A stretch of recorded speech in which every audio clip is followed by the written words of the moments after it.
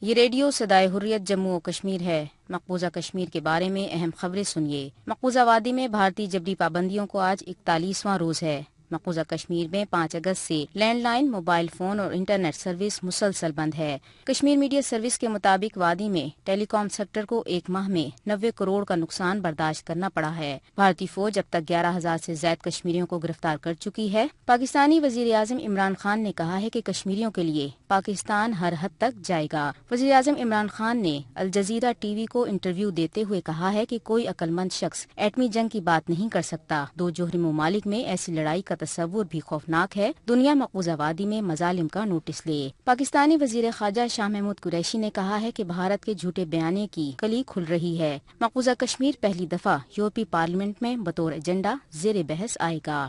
دراسنا صدر آزاد کشمیر کا کہنا ہے کہ مقبوضہ کشمیر آزاد کشمیر اور پاکستان کا دفاع کریں گے، البتہ عالمی برادری بھارتی بربریت کا نوٹس لے۔ مقبوضہ وادی میں بھارتی مظالم کے خلاف دنیا بھر میں آوازیں بلند ہونے لگیں۔ امریکی خارجہ امور کمیٹی کے رکن بریٹ شرمین کا کہنا ہے کہ مقبوضہ کشمیر میں انسانی حقوق کی صورتحال پر امریکی خارجہ امور کی ذیلی کمیٹی کا اجلاس جلد ہوگا۔ ادھر امریکی رکن کانگریس راشدہ طلیب نے بھی وادی میں لاک ڈاؤن پر اظہار تشویش کیا ہے۔ انہوں نے بھارت کی جانب سے جموں و کشمیر کی خصوصی حیثیت ختم کرنے کی سخت مذمت کی۔ مسلم دشمنی میں مودی سرکار اندھی ہو گئی ہے۔ اتر پردیش کے کالج میں مسلم طالبات کو برقع پہننے پر کالج سے باہر نکال دیا گیا۔ اب آئیے تبصرہ سنتے ہیں۔ مقبوضہ کشمیر میں کرفیو کا 41واں دن۔ انسانیت کو شرمسار کر دینے والے مظالم کے پہاڑ توڑ کر مقبوضہ کشمیر میں ایک ایسی خونی تاریخ رقم کی جا رہی ہے جس سے چنگیزیت اور بربریت کی روح بھی کانپ اٹھتی ہوگی۔ کشمیریوں کی نسل کشی کا یہ کھیل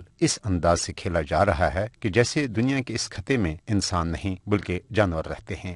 مگر نریندر مودی سرکار نے شاید یہ سوچا بھی نہ تھا کہ کشمیر کا ایک حصہ آزاد کشمیر بھی ہے، جہاں لاکھوں کشمیری اپنے مظلوم و محکوم مقبوضہ کشمیر کے بھائیوں کے دکھ، تکالیف اور مصائب کا احساس کرتے ہوئے اپنے کشمیری بھائیوں کی مدد کے لیے کوئی بھی انتہائی قدم اٹھا سکتے ہیں۔ آزاد کشمیر کے کشمیریوں میں ہر گزرتے دن کے ساتھ عملی مدد کرنے کی تڑپ میں اضافہ ہو رہا ہے۔ یہی وجہ ہے کہ وزیر اعظم پاکستان کو آزاد کشمیر کی سرزمین پر جا کر ایک بار پھر مقبوضہ کشمیر کے عوام کو جہاں یہ یقین دہانی کرنی پڑی کہ آپ تنہا نہیں بلکہ پوری پاکستانی قوم آپ کے شانہ بشانہ کھڑی ہے۔ لہٰذا میں آپ کو یقین دلاتا ہوں کہ میں اقوام متحدہ کے اجلاس میں جا کر نہ صرف نریندر مودی کی ہندوتوا ذہنیت کو پوری دنیا کے سامنے بے نقاب کروں گا، بلکہ میں آپ کا سفیر بن کر اقوام عالم کو نریندر مودی کے اقدام سے پیدا ہونے والے کشیدہ صورتحال کے خطے اور عالمی امن پر پڑنے والے تباہ کن اثرات سے بھی آگاہ کروں گا۔ تبصرہ ختم ہوا۔